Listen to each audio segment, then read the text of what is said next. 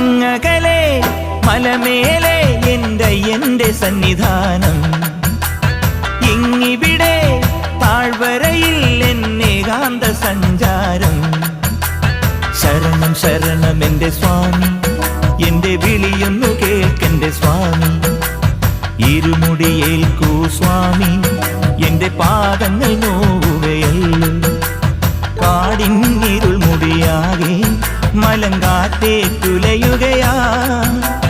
കാട്ടാനകളുടെ മേട്ടി കരിമ്പുലിയുടെ മൂളൽ കേട്ടു. തുണയിവിടാരുമില്ല ആരുമില്ലൻ പൊന്നയ്യപ്പനെ.